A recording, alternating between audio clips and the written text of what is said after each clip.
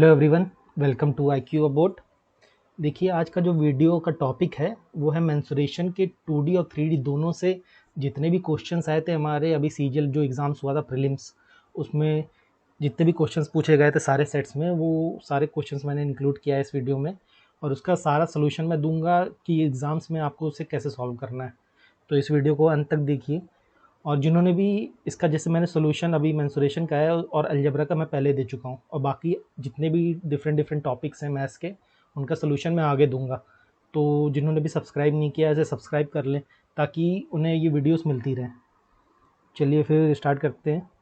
जैसे कि first question है हमारा, length of each side of a rhombus is 13 centimetre and one of the diagonals is 24 centimetre. What is the area in centimetre square of the rhombus। देखिए, एक rhombus है, given है कि एक रोम्बस है and उसका जो एक हमारा डायगोनल है विकर्ण, उसकी लेंथ दी हुई है 24। देखिए, जैसे ये डायगोनल है, इसकी लेंथ दी हुई है 24 सेंटीमीटर और दिया हुआ है कि इसकी जो साइड्स हैं वो 13 सेंटीमीटर। देखिए, डायगोनल का सारा साइड 13 सेंटीमीटर इक्वल हो जाएगा, तो ये हो गया। अब इसको आपका एरिया निकालना है।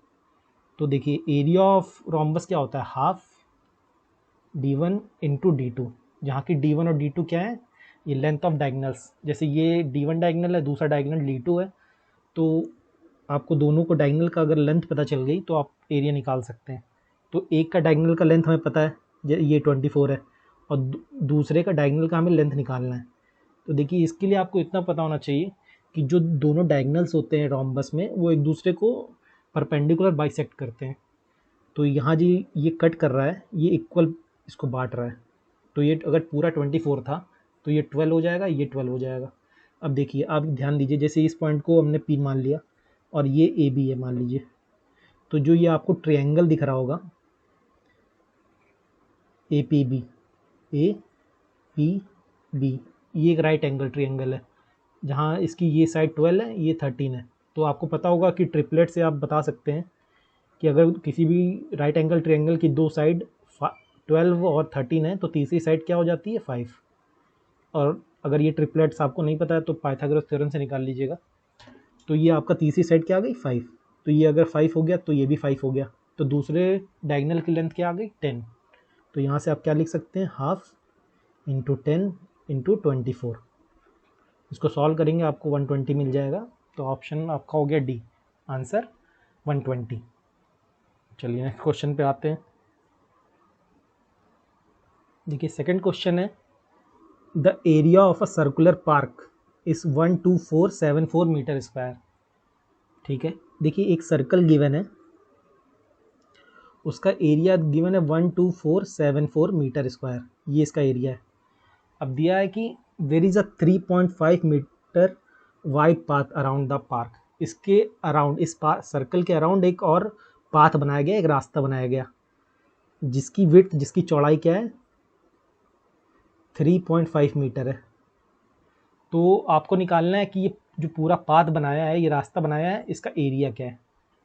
देखिए, अब देखिए इसको करने का सबसे आसान तरीका तो ये है कि देखिए, आपको एरिया निकालना है तो एरिया आपका कुछ इस तरह बनेगा कि pi r square minus r square करके ऐसा आपका एरिया बनेगा, जहाँ ये पूरा आपका कैपिटल आर ये होगा और स्मॉल आर आपका ये होगा, ये स्मॉल आर होगा, ये कैपिटल आर होगा। अब देखिए, यहाँ पर ये गिवन है कि ये जो 3.5 है, देखिए यहाँ से आपको कितनी हेल्प मिलने वाली है, क्वेश्चन में कितनी हेल्प दे दी गई है आपको कि जो ये रेडियस में आपका वाइड पाथ है, यहाँ पर आपका देखिए एक आर माइनस आर होगा और यहाँ से क्या हो जाएगा, आर प्लस आर। अगर इसको स्क्वायर का फॉर्मूला खोलेंगे, ये बचा आपका पाई। अब यहाँ आर माइनस आर की वैल्यू देखिए 3.5 दी गिवन है, 3.5, और ये पाई है और ये आर प्लस आर है।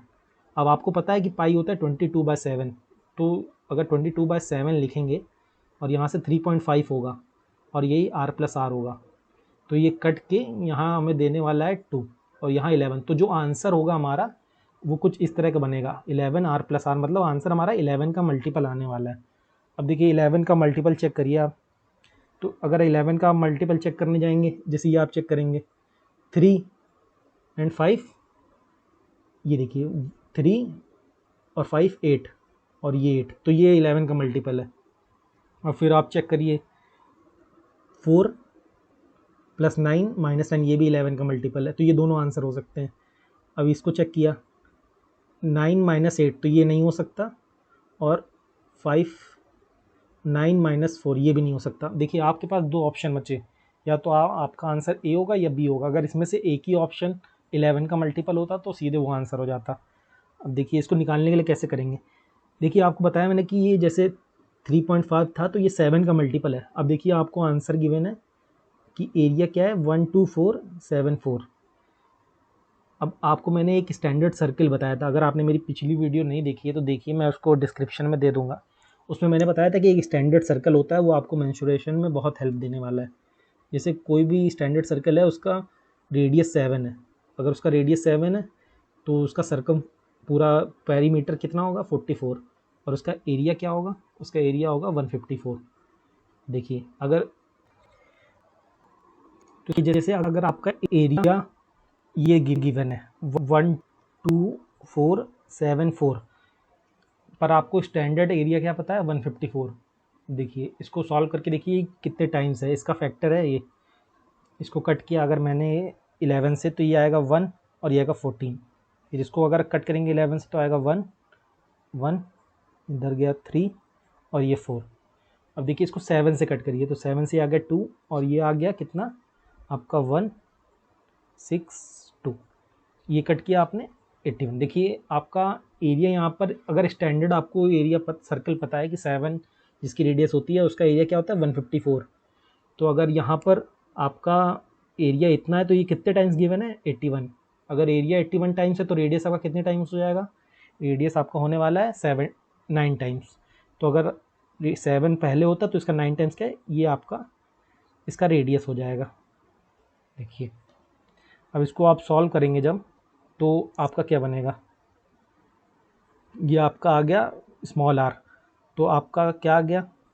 देखिए आप जब वैल्यू निकालने जाएंगे इसकी पाथ की एरिया की, तो वो आएगी 22/7 इंटू 66.5 का स्क्वायर माइनस 63 का स्क्वायर।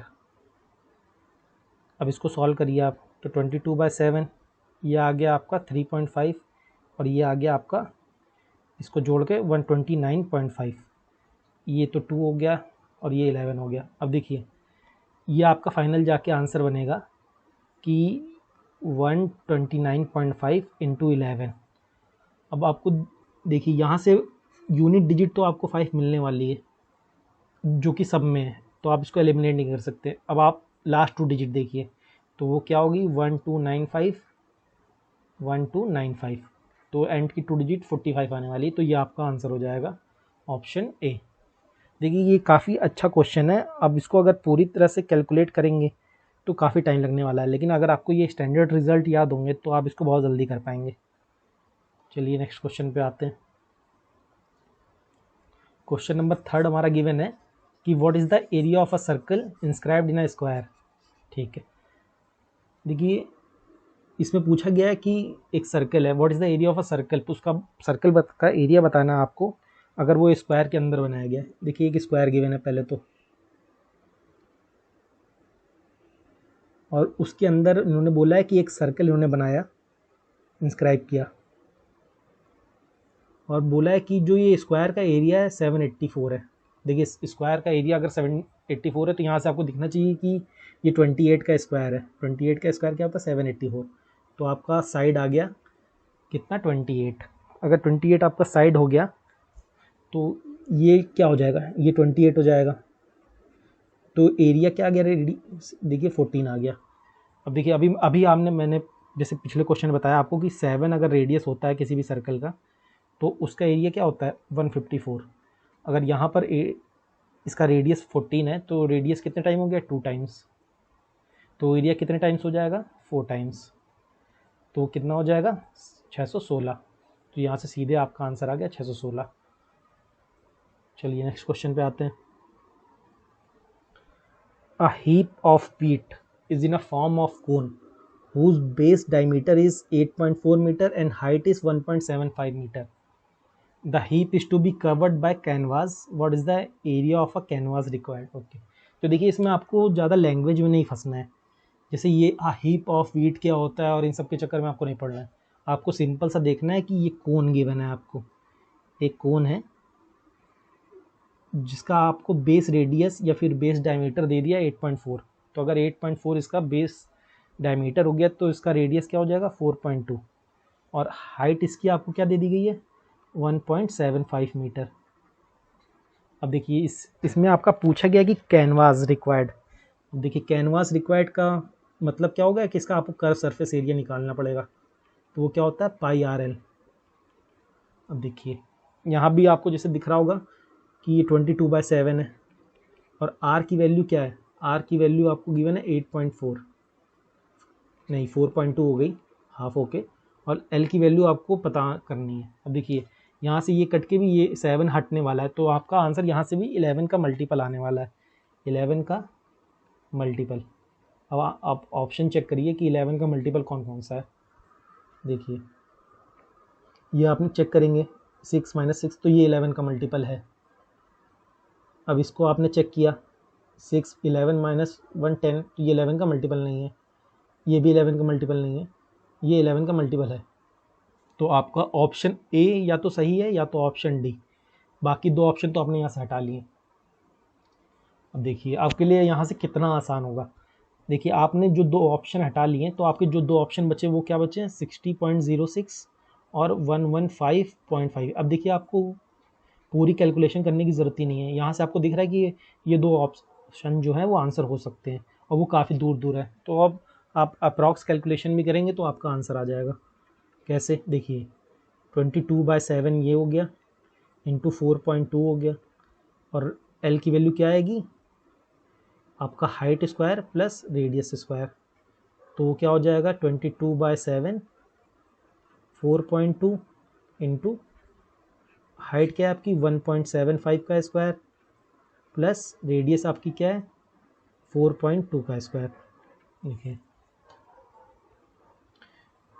तो ये आपका क्या हो गया 22 इंटू 0.6, फिर आपका देखिए 17 का स्क्वायर आपको पता है 289 के पास होता है, तो ये 2.8 का ही कुछ ऑप्शन आपको 2.9 के पास ये वैल्यू मिलने वाली है। आपको अप्रॉक्स कैलकुलेट करना है, पूरा नहीं।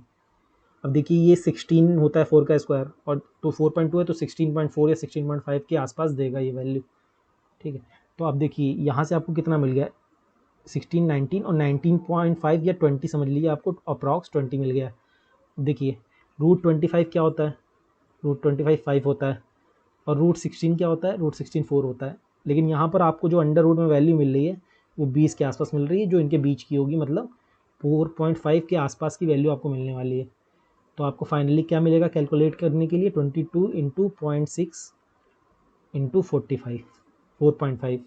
अब इसको सॉल्व करेंगे जब आप, तो इसको मल्टीप्लाई करने के बाद क्या आएगा, इसको मल्टीप्लाई करने के बाद आ जाएगा आपका देखिए 13.2, तो 13.2 आ गया, और इसको 4.5 से, अब देखिए अब इसको आपको दिख रहा होगा कि जो 13 और 0.2 इंटू 4.5 करेंगे तो कभी भी इतना नहीं आ सकता 115। 13 इंटू 4 होगा आपका 52, फिर इसका हाफ भी करेंगे तो 7 प्लस होगा, तो 60 के आसपास आपको आंसर दिख रहा है। तो आपका आंसर क्या हो जाएगा 60.06। तो ये आपका ए आंसर हो गया। ऐसे आपको कैलकुलेट करना है, वरना ये फिर बहुत ही लंबा क्वेश्चन होने वाला है। इसमें कुछ नहीं है, बस कैलकुलेशन है, पर आपको ऑप्शन एलिमिनेशन और नॉर्मल ये यूज़ करके पता करना है कि आपको कितना कैलकुलेट करना है। चलिए नेक्स्ट क्वेश्चन पे आते हैं। देखिए नेक्स्ट क्वेश्चन में गिवन है कि area of a square shaped field is 1764 metre square, ठीक है। तो देखिए एक स्क्वायर गिवन है, ये स्क्वायर है, इसका एरिया आपको गिवन है कि 1764 मीटर स्क्वायर है, और फिर गिवन है कि एक रेक्टेंगुलर पार्क है, तो जो इसकी ब्रेथ है, इसकी जो ब्रेथ है चौड़ाई, वो क्या है 1/3, वह 1/3 है किसका साइड ऑफ स्क्वायर।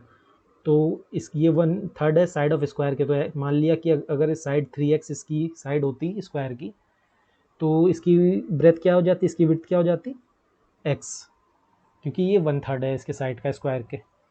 और गिवन है कि जो इसकी लेंथ है रेक्टेंगुलर पार्क की वो खुद के जो उसकी चौड़ाई है उसके 2 टाइम्स है।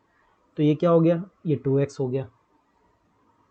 आपको अब निकालना है कि अगर 15 रुपये लग रहे हैं पर मीटर स्क्वायर के इसको लेवल करने के रेक्टेंगुलर पार्क को, तो टोटल इसका कितना कॉस्ट आएगी अगर हम पूरे रेक्टेंगुलर पार्क को लेवल करेंगे। तो देखिए उसके लिए आपको इसका एरिया पहले तो पता होना चाहिए। एरिया आपको कैसे इसका पता चलेगा, तो इसके लिए आपको यहाँ पर 9x² अगर आपको गिवन है 1764, देखिए अब 9 से अगर आप कट करेंगे तो आपका क्या आने वाला है, इसको सॉल्व करके देखिए आप। 9 1 आया आपका यहाँ पे, और आपका आ गया 8, तो 8 हो गया आपका 8 9 जा 81 और ये 64। तो एक्स स्क्वायर की वैल्यू आ गई आपकी 196, एक्स की वैल्यू आ गई आपकी 14। अब देखिए रेक्टेंगल का ये जो आपका रेक्टेंगल का एरिया कितना है 2x², तो 2 इंटू 196 इंटू 15, ये आपका फाइनल आंसर होने वाला है। ये आपका एरिया है और पर यूनिट एरिया का जो कॉस्ट थी वो 15 थी, तो टोटल कॉस्ट क्या होगी, ये हो जाएगी आपकी। देखिए 196 इंटू 30 आपका आंसर होने वाला है। अब देखिए इसमें आपको दिख रहा है कि इसको आपको पूरा कैलकुलेट करने की ज़रूरत नहीं है। एक तो इसको आप जब कैलकुलेट करेंगे आप, तो एक ज़ीरो तो ऐसे ही आने वाला है, और एक जब 6 से मल्टीप्लिकेशन होगा तो वहाँ पर एक ज़ीरो और मिलने वाला है आपको, ठीक है। तो आपका आंसर क्या हो जाएगा यहाँ से, देखिए एक ज़ीरो आपको यहाँ से मिला, दिखा देता हूँ मैं आपको करके, 196 इंटू 30, एक ज़ीरो तो आपको मिलने ही वाला है मिलने, और इसको कैलकुलेट करेंगे तो एंड की डिजिट क्या आएगी 8। देखिए सारे ऑप्शन में लास्ट की 2 डिजिट में 8 किस में है, इसमें, तो आपका आंसर हो गया C 5880। चलिए नेक्स्ट क्वेश्चन पे आते हैं। Curve surface area of a cylinder given है 462 मीटर स्क्वायर सेंटीमीटर स्क्वायर, और उसका बेस एरिया है 346.5। ओके, तो आपको वॉल्यूम निकालना है। देखिए इस क्वेश्चन में आप क्या करेंगे, जैसे इस सिलेंडर है उसको आपका कर्व सरफेस दे दिया, तो कर्व सरफेस क्या होता है किसी भी सिलेंडर का 2πRh, उसकी वैल्यू आपको 462 दे दी है, और आपको क्या दे दिया है, आपको बेस एरिया मतलब πr² दे दिया है 346.5। अब आपको निकालना है कि वॉल्यूम क्या होगी। देखिए वॉल्यूम क्या होती है πr²h, यहाँ भी आपको दिख रहा है कि जो 22/7 का एक फैक्टर आएगा, और देखिए जितने भी ऑप्शन आपको दिख रहे हैं इसमें कोई भी ऐसा नंबर नहीं है जो लगातार चलता जा रहा है, सब एक पॉइंट पे जाके ख़त्म हो रहे हैं। मतलब क्या होगा, जो ये आंसर होगा वो 11 का मल्टीपल होगा, यहाँ से 11 क्योंकि कहीं नहीं जाने वाला, 7 से कट गया होगा और 11 आपका एक फैक्टर आने वाला है। तो आप 11 का मल्टीपल चेक करिए, जब आप 11 का मल्टीपल चेक करेंगे तो देखिए ये ऑप्शन तो ऐसे हट गया, ये वाला। अब इसको चेक करिए, ये 4 हो गया, 9 9 - 9, तो ये देखिए ये पॉसिबल है, ये हो सकता है। फिर इसको आपने चेक कर लिया 9 - 8, तो ये नहीं होगा, ये ऑप्शन नहीं हो सकता। देखिए ये तो नहीं हो सकता, तो ऑप्शन क्या बी आपका डायरेक्टली यहाँ से आंसर आ जाएगा कि ऑप्शन बी 11 का मल्टीपल का चेक करके आपने क्या निकाल लिया। अब देखिए 11 का मल्टीपल किस तरह से चेक करते हैं, किस क्वेश्चन में काम करता है किस में नहीं करता है, ये मैं आपको एक सेपरेट वीडियो बना के दूंगा, तो उसमें आप देख लीजिएगा। पर जैसे आपको अभी इसका कॉन्सेप्ट नहीं पता तो इसको आप कैसे करते हैं, देखिए इसको आप नॉर्मली ऐसे पूरा ले सकते थे। जैसे यहाँ भी देखिए स्टैंडर्ड सर्कल का यूज़ हो रहा है, क्योंकि यहाँ पर आपको ये दिखना चाहिए जो ये 346.5 है, ये क्या है, 308 + 38.5 है और कुछ नहीं है। तो एक स्टैंडर्ड जो मैंने सर्कल बताया वहीं से यूज़ हो रहा है। ये कितने टाइम्स है इसका 2 टाइम्स, ये कितना टाइम्स है 1/4 टाइम्स, तो टोटल एरिया का कितना टाइम्स है ये 2 1/4 टाइम्स, मतलब एरिया का ये कितने टाइम्स है 9/4 टाइम। तो आपका जो रेडियस होगा वो कितने टाइम्स हो जाएगा 3/2 टाइम्स, तो 7 × 3/2 आपका रेडियस आ गया यहाँ से। इसमें आप रख दीजिए यहाँ पर, तो यहाँ से आपका हाइट आ जाएगा, फिर उसको आप यहाँ से रेडियस और हाइट दोनों में रख दीजिएगा तो आपका वॉल्यूम आ जाएगा। चलिए नेक्स्ट क्वेश्चन पे आते हैं। देखिए नेक्स्ट क्वेश्चन है आपका कि what is the volume in centimetre cube of a spherical shell whose inner and outer radii are respectively 2 cm and 3 cm।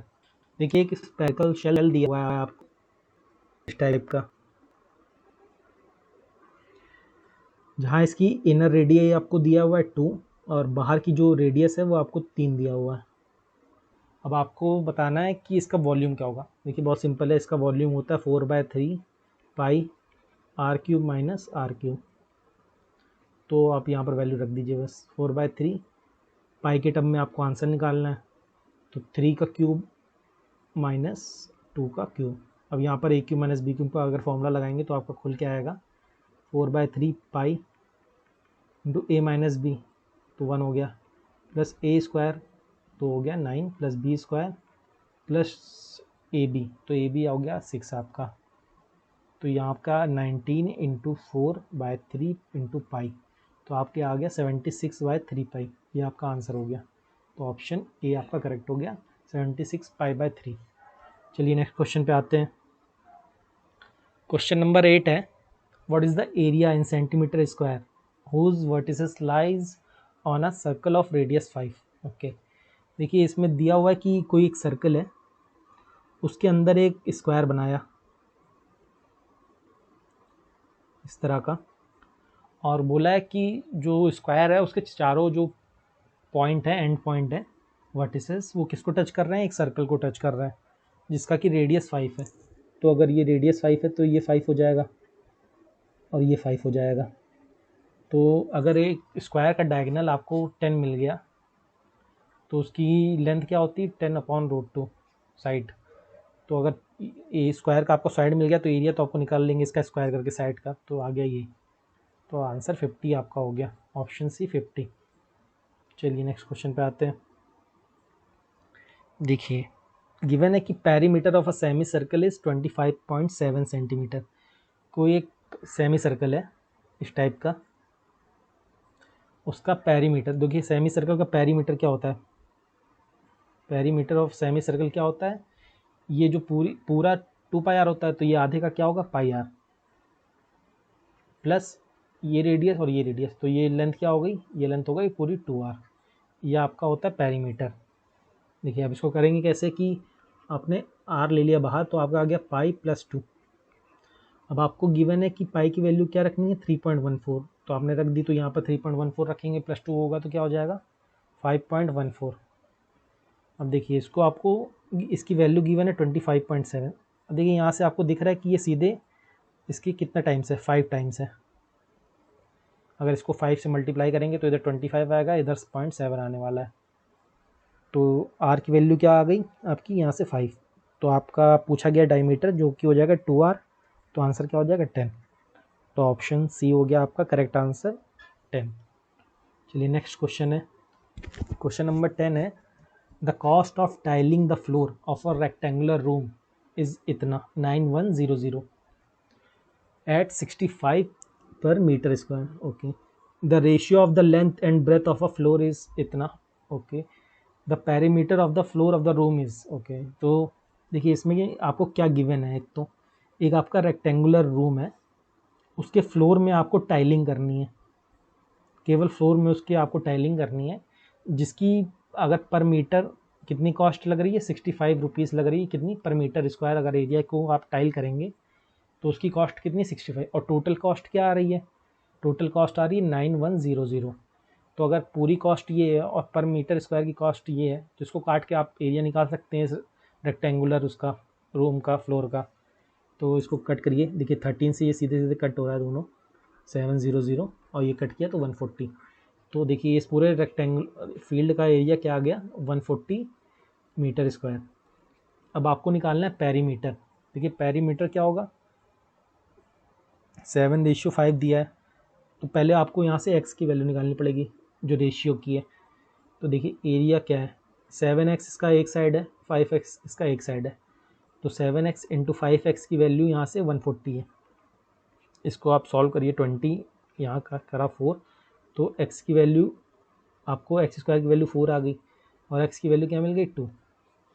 देखिए अब पेरीमीटर जब आप निकालने जाएंगे तो वो क्या आएगा, 7x 2 टाइम और 5x 2 टाइम, तो 10x प्लस 14x, ये आपका पेरीमीटर आएगा। तो कितना हो गया 24x, x की वैल्यू 2 है, तो आंसर क्या आ गया आपका 48। ऑप्शन ए आपका करेक्ट हो गया 48। चलिए नेक्स्ट क्वेश्चन पे आते हैं। गिवन है कि in a trapezium P Q R S, तो एक ट्रेपीजियम बना लेते हैं हम, पी क्यू आर एस, ये आपका ट्रेपीजियम है, ऐसे कुछ भी बना लिया, पी क्यू आर एस, और गिवन है कि P Q is a parallel to R S, ठीक है, तो पी क्यू और आर एस दोनों एक दूसरे के पैरेलल है,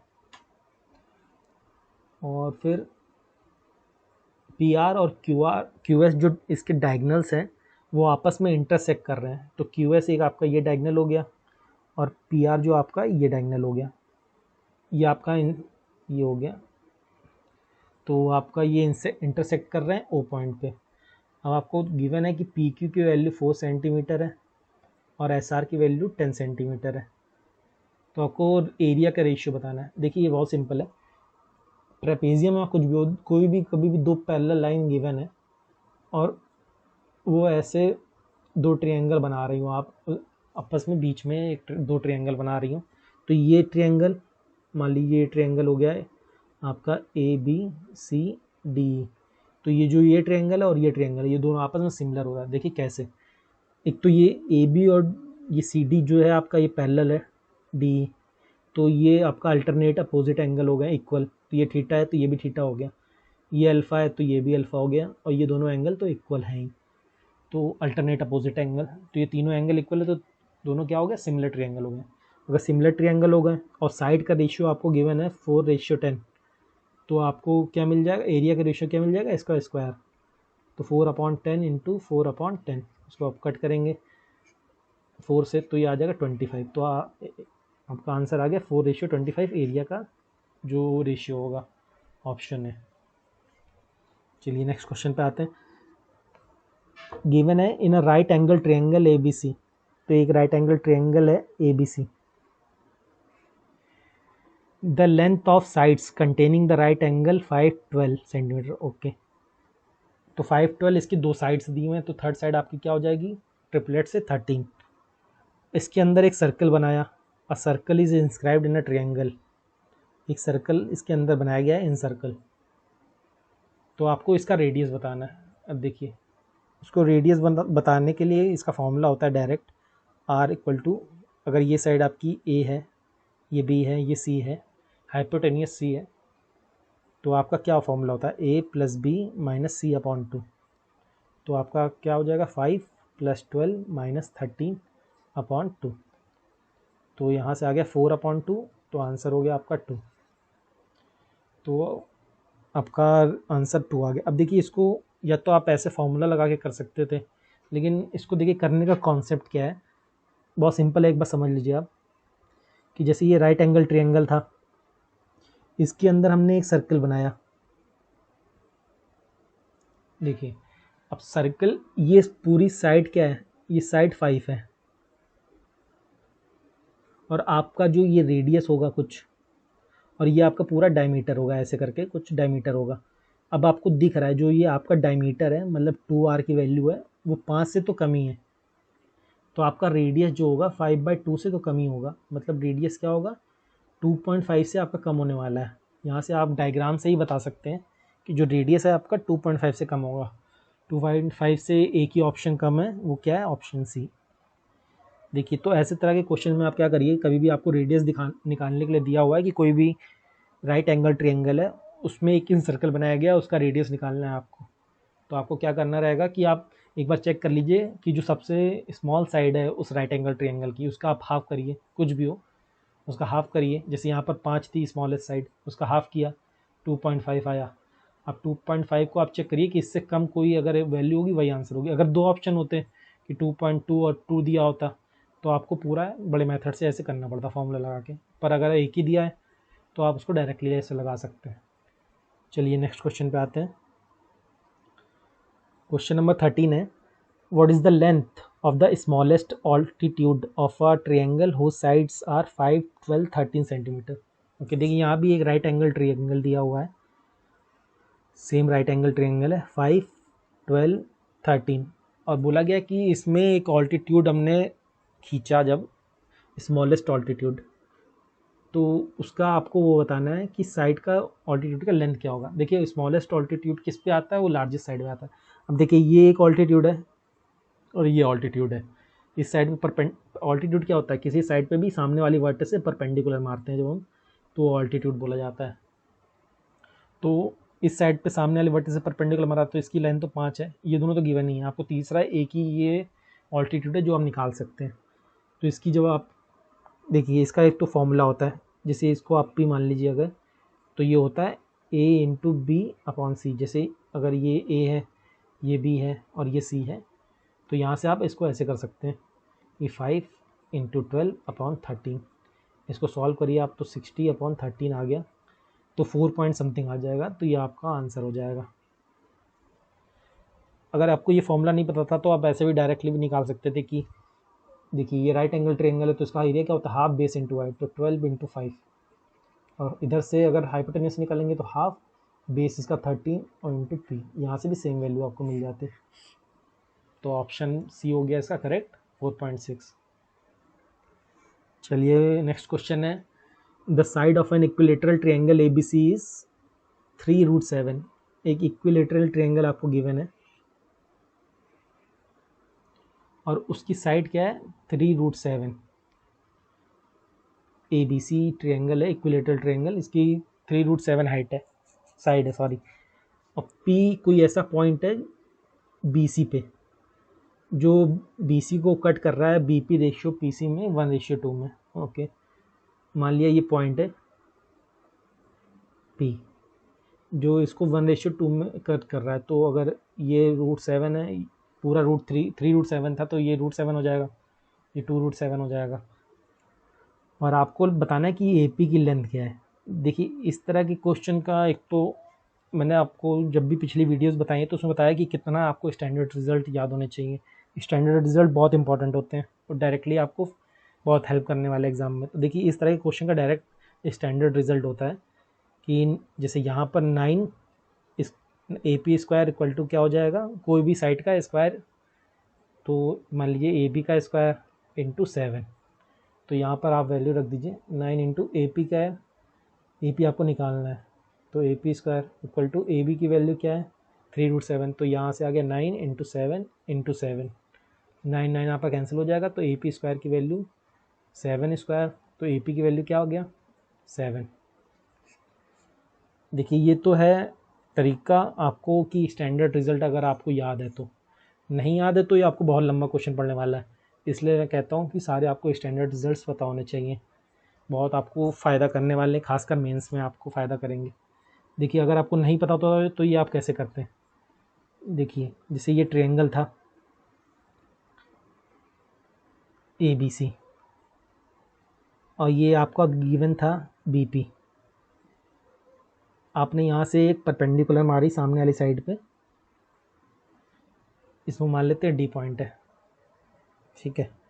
तो देखिए आपका ये जो ट्रायंगल है ए पी डी, इसमें आप पाइथागोरस थ्योरम लगाएंगे तो क्या आएगा आपका A P square equal to A D square plus आपका आ गया पी डी स्क्वायर।